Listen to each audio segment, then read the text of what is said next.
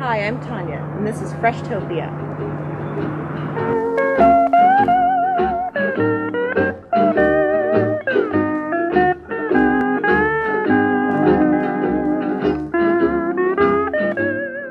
Summer's all up on us. This is the time of year when we all want to enjoy our favorite outdoor activities. But with skin cancer on the rise, you may be wondering what the best way to protect yourself is. You think sunscreen? But before you go slathering yourself up with the chemical protectant of your choice, there's a few things you should know. Your skin is the largest organ of your body, and what you put on it, it absorbs. Conventional sunscreens use chemicals like avobenzone and benzophone to absorb harmful radiation. Unfortunately, that stuff can cause side effects like rashes, endocrine disruption, even phototoxicity. Yeah, that's right, sunscreens that become toxic when exposed to sunlight. There's also the psychology of sunscreen, that feeling of invincibility that comes from covering yourself in the stuff and then thinking that you can stay out in the sun for hours and hours. Eventually, you can end up exposing yourself to more ultraviolet radiation than you might otherwise have done.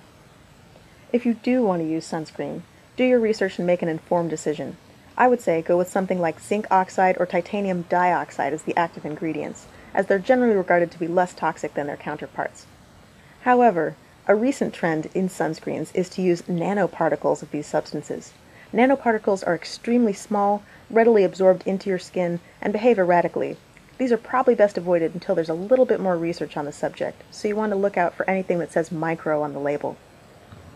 Don't just rely on sunscreen. It's always a good idea to avoid the sun during peak hours. A good rule of thumb is, if your shadow is shorter than you are, get some shade.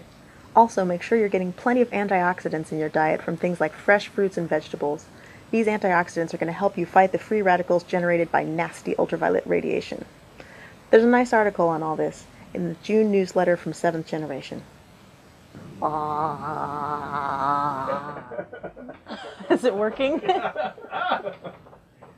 Is it awful?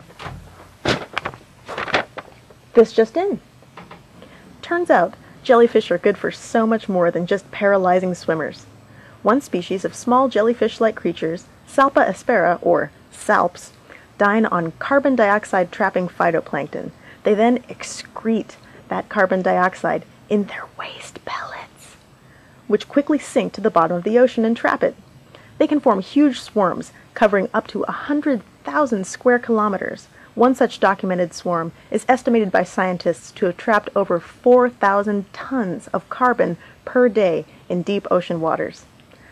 Thanks, jellyfish, and thank you to ScienceBlog.com.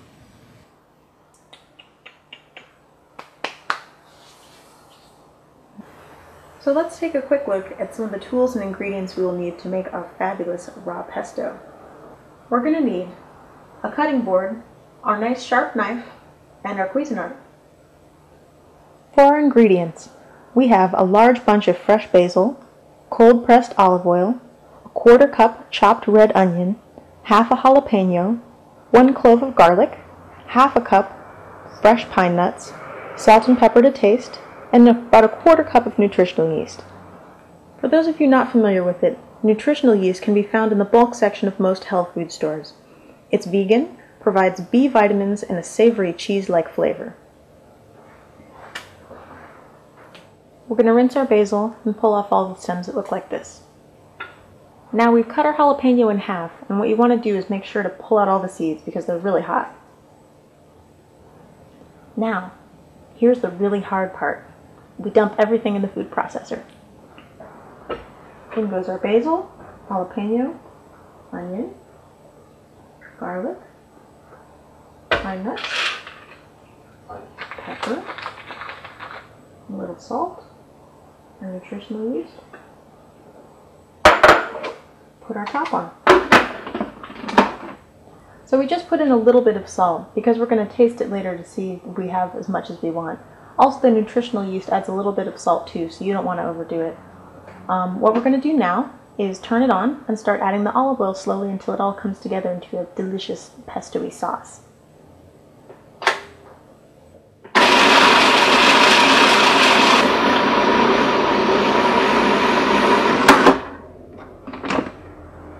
Now we're going to scrape down the sides a little bit.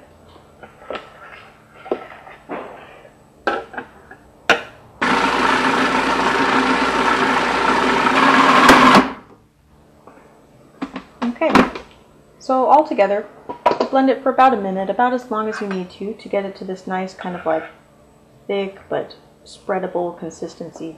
I ended up adding maybe half a cup of oil, maybe a little bit more.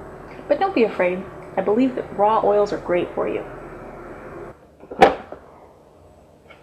So that's it. It's really that simple. You've got delicious raw pesto, and now you're ready to put it on top of some squashgetti or spaghetti, or dip carrot sticks in it, or just eat it straight. It's that good.